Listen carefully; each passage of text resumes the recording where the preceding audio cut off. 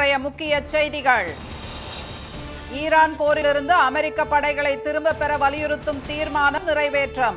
எதிர்க்கட்சிக்கு ஆதரவாக வாக்களித்த ஆளும் குடியரசுக் கட்சி எம்பிக்கள். AI தொழில்நுட்பத்தின் உதவியுடன் வழக்காட வரைவு விதிமுறைகள் வெளியீடு. நீதிபதிகள் தீர்ப்பளிக்கவும் ஜாமீன் வழங்கவும் பயன்படுத்த உச்சநீதிமன்றம் தடை. கோடை விடுமுறைக்கு பின் பள்ளிகள் திறந்ததால் மாணவர்கள் கொண்டாட்டம். மழலைகளுக்கு கிரீடம் சூட்டி மலர்கள் தூவி உற்சாக வரவேற்பு. கேரளாவில் இன்று தொடங்கியது தென்மேற்கு பருவமழை. தமிழகத்தில் மேற்கு தொடர்ச்சி மலை மாவட்டங்களுக்கு ஆரஞ்சு எச்சரிக்கை.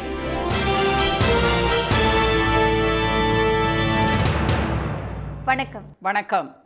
ஈரானில் உள்ள அமெரிக்க படைகளை திரும்ப அழைக்க கோரி அதிபர் டிரம்புக்கு எதிராக அந்நாட்டு நாடாளுமன்றத்தில் கொண்டுவரப்பட்ட தீர்மானம் வெற்றி பெற்றுள்ளது.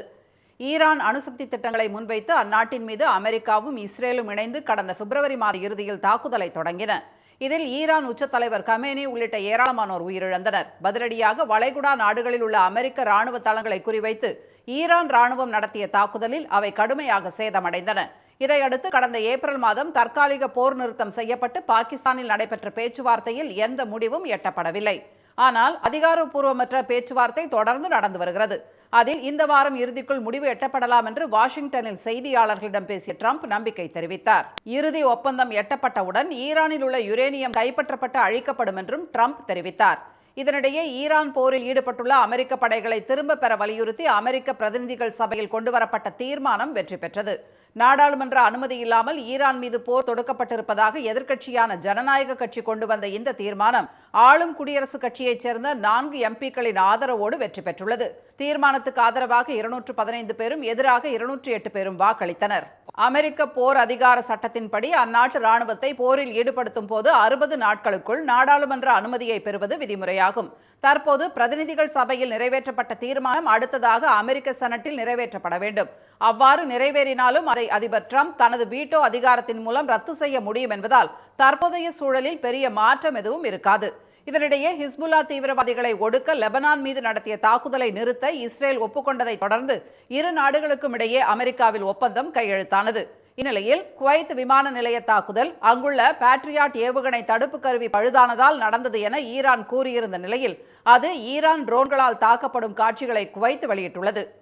வழக்கறிஞர்கள் செயற்கை நுண்ணறிவு தொழில்நுட்பத்தை பயன்படுத்தி வாதங்களை தயாரிக்கலாம் என தெரிவித்துள்ள உச்சநீதிமன்றம் அந்த தொழில்நுட்பத்தை பயன்படுத்தி நீதிபதிகள் தீர்ப்பு அளிக்கவும் ஜாமீன் வழங்கவும் தடை விதித்துள்ளது. நீதித்துறையில் AI எனப்படும் செயற்கை நுண்ணறிவு தொழில்நுட்பத்தை வழக்கறிஞர்கள் பயன்படுத்துவதை நெறிமுறைப்படுத்தும் வரைவு விதிமுறைகளை உச்சநீதிமன்றம் இன்று வெளியிட்டுள்ளது. அதில் சட்ட ஆராய்ச்சி, மொழிபெயர்ப்பு, மேற்கோள் சரிபார்ப்பு, மனுக்கள் தயாரிப்பு மற்றும் ஆவணங்களை சுருக்குதல் உள்ளிட்டவற்றுக்கு AI கருவிகளை பயன்படுத்தலாம் என தெரிவிக்கப்பட்டுள்ளது. வழக்கறிஞர்கள் மற்றும் மனுதாரர்கள் தாங்கள் சமர்ப்பிக்கும் ஆவணங்களில் AI உதவியை பயன்படுத்தி இருந்தால் அதை நீதிமன்றத்தில் கட்டாயம் தெரிவிக்க வேண்டும் என கூறப்பட்டுள்ளது. தவறு ஏற்பட்டால் AI கருவி தவறான தகவலை கொடுத்துவிட்டது என கூறி வழக்கறிஞர்கள் தப்ப முடியாது என்று அதில் திட்டவட்டமாக குறிப்பிடப்பட்டுள்ளது. சில AI கருவிகள் இல்லாத வழக்குகளை நிஜமான வழக்குகள் போல் சித்தரித்து விடுவதால் வழக்கறிஞர்கள் அவற்றை கண்மூடித்தனமாக நம்ப வேண்டாம் என்றும் அறிவுறுத்தப்பட்டுள்ளது. தீர்ப்புகளின் சுருக்கம், மொழிபெயர்ப்பு உள்ளிட்டவற்றுக்கு AI தொழில்நுட்பத்தின் உதவியை நீதிபதிகளும் நாடலாம் என்றும், ஆனால் தீர்ப்புகளை வழங்கவோ ஜாமீன் வழங்குவதை முடிவு செய்யவோ AI தொழில்நுட்ப உதவியை பயன்படுத்தக்கூடாது என்றும் அதில் தெரிவிக்கப்பட்டுள்ளது. சாட்சியின் நம்பகத்தன்மையை மதிப்பீடு செய்யவோ நீதிபதிகள் வழக்கறிஞர்கள் அல்லது வழக்கு தொடுப்பவர்களை உளவு பார்க்கவோ AI தொழில்நுட்பத்தை பயன்படுத்தக்கூடாது என குறிப்பிடப்பட்டுள்ளது. குற்றம் சாட்டப்பட்ட ஒருவர் எதிர்காலத்தில் குற்றங்களை செய்வாரா, நீதித்துறையிடமிருந்து தப்பி ஓடுவாரா என்பதை மதிப்பிடுவதற்கு செயற்கை நுண்ணறிவு அடிப்படையிலான இடர் மதிப்பீட்டு முறைகளை பயன்படுத்த தடை விதிக்கப்பட்டுள்ளது.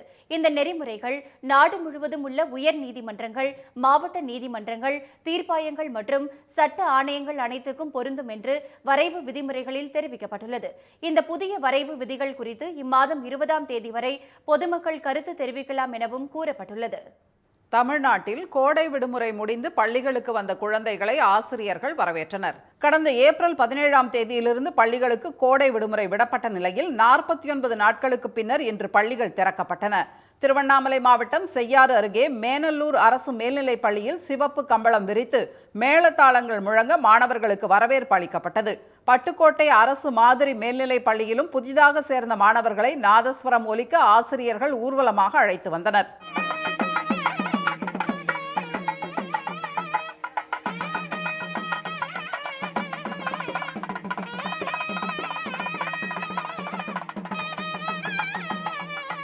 கோவையில் பள்ளிக்கு வந்த குழந்தைகளை வண்ண ஓவியங்கள், கார்ட்டூன் கதாபாத்திரங்களுடன் ஆசிரியர்கள் வரவேற்றனர். நெல்லை பெருமாள்புரம் தொடக்கப்பள்ளியில் புதிதாக சேர்ந்த மழலைகளுக்கு மாலை அணிவித்து கிரீடம் சூட்டி இனிப்புகள் வழங்கி வரவேற்ற மாவட்ட ஆட்சியர் திரு ஆனந்த் மோகன் அவர்களை வகுப்பறைக்கு அழைத்துச் சென்றார்.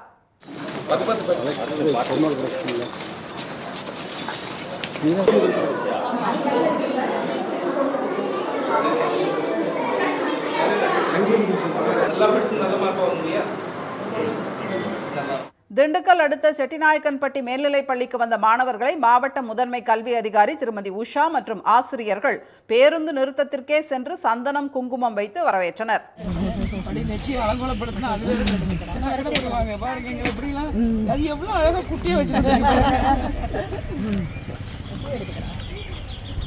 திண்டுக்கல் மேற்கரத வீதியில் உள்ள ஆரம்ப பள்ளியில் மழலைகளை சேர்த்த பெற்றோர் கண் கலங்கியபடி வீட்டுக்கு சென்றனர். தருமபுரி ஔவையார் அரசு மகளிர் மேல்நிலைப்பள்ளி மாணவிகளை மாவட்ட முதன்மை கல்வி அதிகாரி திருமதி ஜோதி சந்திரா பாடப்புத்தகங்கள் மற்றும் பூங்கொத்து கொடுத்து வரவேற்றார். நெல்லை மாவட்டம் ஆலன்குளத்தில் உள்ள பள்ளி வண்ணமயமான பலூன்களால் அலங்கரிக்கப்பட்டிருந்ததுடன் புதிய மாணவர்களின் அச்சத்தை போக்க பொம்மைகளுடன் நடனமாடவும் ஏற்பாடு செய்யப்பட்டிருந்தது.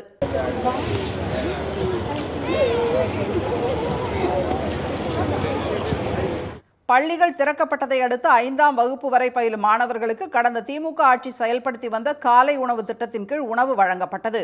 சென்னை அடுத்த பூவிருந்தவல்லி அரசு பள்ளி, காரைக்குடி மற்றும் புதுக்கோட்டை உள்ளிட்ட இடங்களில் மாணவர்களுக்கு சுட சுட பொங்கல், சாம்பார் என காலை உணவு வழங்கப்பட்டது. இதனிடையே சென்னை அரும்பாக்கத்தில் உள்ள அரசு பள்ளி மாணவர்களிடையே பேசிய பள்ளிக்கல்வித்துறை அமைச்சர் திரு ராஜ்மோகன், முதலிடம், 2ஆம் இடம் என்பதில் தமக்கு நம்பிக்கை இல்லை என்றும் அனைவரும் வெற்றியாளர்கள்தான் என்றும் கூறினார். பள்ளி திறக்கப்பட்ட முதல் நாளிலேயே மாணவர்களுக்கு பாடப்புத்தகம், நோட்டு புத்தகம், சீருடை, புத்தகப்பை ஆகியவற்றை வழங்க பள்ளிக்கல்வித்துறை அறிவுறுத்தியுள்ளது. இதற்காக அரசு மற்றும் அரசு உதவி பெறும் பள்ளிகளுக்கு 4 கோடி பாடப்புத்தகங்கள் மற்றும் 5 கோடி நோட்டு புத்தகங்களை தமிழ்நாடு பாடநூல் கழகம் அனுப்பியுள்ளது. தென்மேற்கு பருவமழை கேரளாவில் இன்று தொடங்கியுள்ள நிலையில் தமிழகத்தில் குமரி உள்ளிட்ட மேற்கு தொடர்ச்சி மலை மாவட்டங்களுக்கு மிக கனமழைக்கான ஆரஞ்ச் எச்சரிக்கை விடுக்கப்பட்டுள்ளது. அந்தமான் கடல், அரபிக்கடல், வங்கக்கடல் பகுதிகளில் வழக்கத்தை விட 6 நாட்கள் முன்கூட்டியே மே 16ஆம் தேதி தொடங்கிய தென்மேற்கு பருவமழை கேரளாவில் 3 நாட்கள் தாமதமாக இன்று தொடங்கியுள்ளது. இது ஜூலை முதல் வாரத்தில் நாடு முழுவதிலும் முழுமையாக பரவி செப்டம்பர் மாத இறுதியில் வட மாநிலங்களில் முடிவடைகிறது. இந்த 4 மாதங்களில் மட்டும் ஓராண்டின் 75% அதிகமான மழை கிடைக்கும். ஆனால் நடப்பாண்டில் எல் நினோ காரணமாக தென்மேற்கு பருவமழை இயல்பை விட குறைவாக பெய்யும் எனவும் வானிலை மையம் தெரிவித்துள்ளது. தென்மேற்கு பருவமழை கேரளாவில் தொடங்கியுள்ள நிலையில் இன்று முதல் 7 நாட்களுக்கு மிக கனமழைக்கான ஆரஞ்ச் எச்சரிக்கை விடுக்கப்பட்டுள்ளது. தமிழகத்தில் குமரி மாவட்டத்தில் கடந்த சில நாட்களாக மழை பெய்து வரும் நிலையில் நாகர்கோவில், மார்த்தாண்டம், குளச்சல், குலசேகரம் என அனைத்து பகுதிகளிலும் இன்று பரவலாக மழை பெய்தது. நெல்லை மாவட்டம் மேற்கு தொடர்ச்சி மலைப்பகுதியில் பெய்து வரும் மழையால் களக்காடு தலையணை சுற்றுலா பகுதியில் ஆற்றில் நீர்வரத்து அதிகரித்துள்ளது. இதனால் அப்பகுதியில் சுற்றுலா பயணிகள் குளிக்க வனத்துறை தடை விதித்துள்ளது.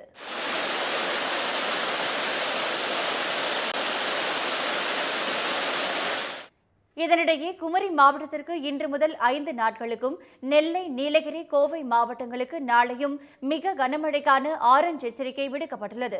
தென்காசி, நெல்லை, தேனி, திண்டுக்கல், நீலகிரி, கோவை, திருப்பூர், ஈரோடு, சேலம், தருமபுரி, கிருஷ்ணகிரி, திருப்பத்தூர், வேலூர், ராணிப்பேட்டை, திருவண்ணாமலை மாவட்டங்களுக்கு இன்றும், தென்காசி, தேனி, திண்டுக்கல், சிவகங்கை, மதுரை, தூத்துக்குடி, விருதுநகர், திருப்பூர், சேலம், ஈரோடு, கள்ளக்குறிச்சி, தஞ்சை, திருவாரூர், நாகை, மயிலாடுதுறை ஆகிய மாவட்டங்களுக்கு அடுத்த 2 நாட்களுக்கும் கனமழை எச்சரிக்கை விடப்பட்டுள்ளது. கர்நாடகாவிலும் தென்மேற்கு பருவமழை தொடங்கியுள்ள நிலையில் இன்று முதல் 7 நாட்களுக்கு மிக கனமழைக்கான ஆரஞ்ச் எச்சரிக்கை விடுக்கப்பட்டுள்ளது. தேர்தலில் வாக்காளர்களுக்கு பணம் கொடுக்கவில்லை என்று திருச்சியில் முதலமைச்சர் திரு ஜோசப் விஜய் பேசிய நிலையில் வாக்காளர்களுக்கு தாவேகா பணம் கொடுத்தது உண்மைதான் என அக்கட்சி வேட்பாளரே கூறியுள்ளார். திருச்சியில் வாக்காளர்களுக்கு நன்றி தெரிவிக்கும் கூட்டத்தில் பேசிய திரு ஜோசப் விஜய் வாக்காளர்களுக்கு பணம் கொடுக்காமல் தமது கட்சி வெற்றி பெற்றதாக கூறியிருந்தார். இந்நிலையில் சேலம் மாவட்டம் ஓமலூர் தொகுதியில் தாவேகா சார்பில் போட்டியிட்டு தோல்வி அடைந்த திரு அதியமான் தேர்தல் பணியாற்றிய கட்சி நிர்வாகிகளின் ஆலோசனை கூட்டத்தில் கலந்து கொண்டு பேசினார். அப்போது சேலம் மேற்கு தொகுதி தாவேகா வேட்பாளர் திரு லட்சுமணன் வாக்காளர்களுக்கு 2000 ரூபாய் கொடுத்ததாக அவர் கூறினார். சேலம் மேற்கு அவர் ஆல்மோஸ்ட் எல்லா இடத்துலையுமே 100% அமௌண்ட் கொடுத்தார். 2000 அமௌண்ட் கொடுத்தார். அதனாலேயே நமக்கு கடைசி 2 நாள்ல டோட்டலா டேமேஜ் ஆச்சு. அதனாலே கிட்டத்தட்ட நம்ம ஒரு 5000 to 6000 ஓட்டு போயிருக்கும். அதுக்கு மேலே கூட போயிருக்கலாம். நான் மினிமமா சொல்றேன். சேலம் மேற்கு தொகுதி தாவேகா வேட்பாளர் திரு லட்சுமணன் சுமார் 74000 வாக்குகள் வித்தியாசத்தில் வெற்றி பெற்றார். அதே சமயம் அவரது தொகுதியில் பணப்பட்டுவாடா காரணமாக பணம் கொடுக்காத தனக்கு வாக்குகள் குறைந்ததாக திரு அதியமான் கூறினார். பணப்பட்டுவாடா குறித்த தாவேகா வேட்பாளரின் ஒப்புதல் வாக்குமூலம் அடிப்படையில் தேர்தல் ஆணையம் உரிய விசாரணை மேற்கொள்ள வேண்டும் என்று சமூக ஆர்வலர்கள் வலியுறுத்தியுள்ளனர். இனி வருவது செய்தி துளிகள். தமிழ்நாட்டில் பள்ளிகள் இன்று திறக்கப்பட்டுள்ள நிலையில் கல்வியாண்டின் முதல் நாளை நம்பிக்கையோடு தொடங்கும் மாணவ செல்வங்களுக்கு மனமார்ந்த வாழ்த்துக்களை தெரிவித்துக் கொள்வதாக முதலமைச்சர் திரு விஜய் கூறியுள்ளார். கல்விதான் எதிர்காலத்தை ஒளிமயமாக்கும் சக்தி என்றும் உயரிய கனவுகளை வளர்த்துக் கொண்டு அதற்கேற்ப கடினமாக உழைக்குமாறும் அவர் கேட்டுக் கொண்டுள்ளார். பள்ளிக்கு செல்லும் ஒவ்வொரு நாளும் வாழ்க்கையில் முன்னேற்றமாக இருக்கட்டும் என்றும் வெற்றி தேடி வரும் என்றும் திரு விஜய் கூறியுள்ளார். வேடசந்தூரில் 10க்கும் மேற்பட்ட கோயில்கள், பள்ளிவாசல், வங்கிகள், பேருந்து நிலையம் போன்ற முக்கிய பகுதிகளிலிருந்து 250 மீட்டர் தொலைவில் செயல்பட்டு வரும் அரசு மதுபான கடையை மூட நடவடிக்கை எடுக்கப்படவில்லை என்று பெண்கள் குற்றம் சாட்டியுள்ளனர். இங்கே சுற்றி கோயில் 10-15 கோயில் இருக்குது. பின்னாடி பள்ளிவாசல் இருக்குது. பொம்பளை பிள்ளைய ஒத்தையில் போகிறதுக்கு ரொம்ப சங்கடமாக இருக்குது.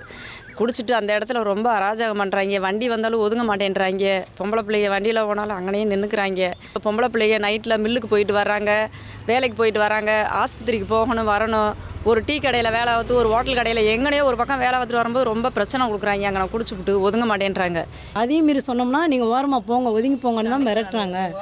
திரும்பி ஏதாவது பேசணுன்னா கூட அசிங்கமாக பேசுகிறாங்க. பேங்க்குக்கு வர பிள்ளைகளை கொண்டு கைப்பிடிச்சு இழுக்கிறாங்க. சொன்னாலும் நடவடிக்கை எடுக்க மாட்டேங்கிறாங்க. மிஞ்சி போனால் போலீஸ் கடை மூடுன்னு சொல்லிட்டு போகிறாங்க. அவ்வளோதான் சொல்கிறாங்க. மற்றபடி மறுநாள் பார்த்தா அது பிளாக்ல கொண்டு விற்கிறாங்க. மக்கள் அதிகம் நடமாடும் இடங்களிலிருந்து 500 மீட்டர் சுற்றளவில் உள்ள கடைகளை 2 வாரங்களுக்குள் மூட முதலமைச்சர் திரு விஜய் உத்தரவிட்டார். ஆனால் வேடசந்தூர் குங்குமகாளியம்மன் கோயில் தெருவில் உள்ள கடை இன்னும் மூடப்படாததால் பெண்களும் பள்ளி குழந்தைகளும் சிரமத்துக்கு ஆளாவதாக அப்பகுதியினர் தெரிவித்தனர்.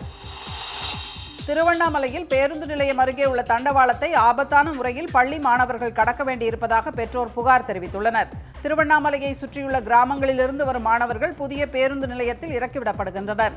அதன் அருகில் உள்ள ரயில் தண்டவாளத்தை அவர்கள் பாதுகாப்பாக கடக்க நடவடிக்கை எடுக்க வேண்டும் என கோரிக்கை எழுந்துள்ளது. நீலகிரி மாவட்டம் முதுமலை புலிகள் காப்பக வனப்பகுதியில் கடந்த ஜனவரி மாதம் வறட்சி ஏற்பட்ட போது உணவு, தண்ணீர் தேடி இடம்பெயர்ந்த யானைகள் தற்போது மழையால் பசுமை திரும்பியதால் மீண்டும் திரும்பி வர தொடங்கியுள்ளன.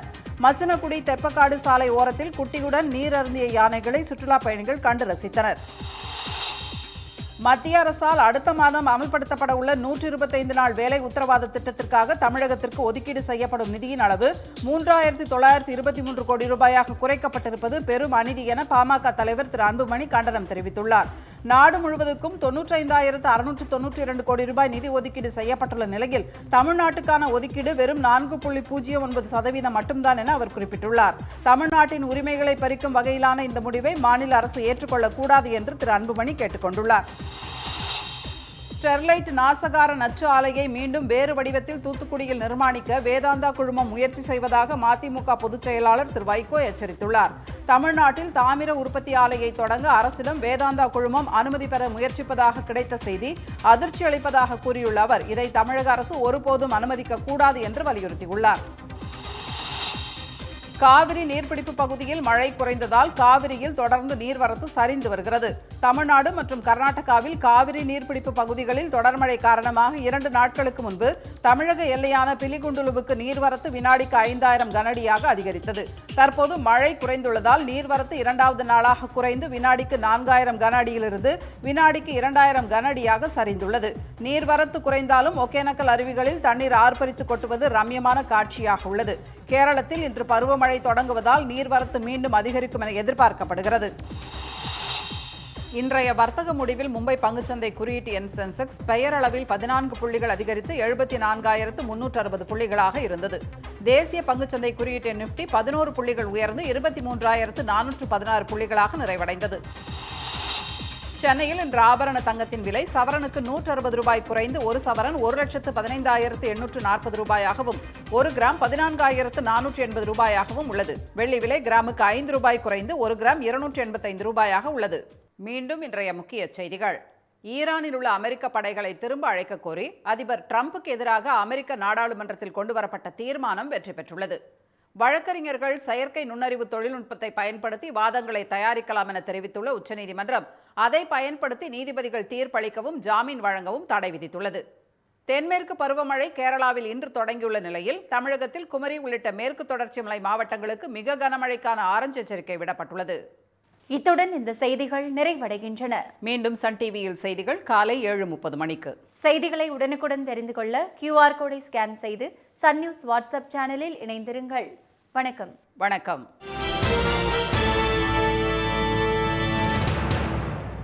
உடனுக்குடன் செய்திகளை தெரிந்து கொள்ள சன் நியூஸ் பெல் ஐகானை கிளிக் பண்ணுங்க.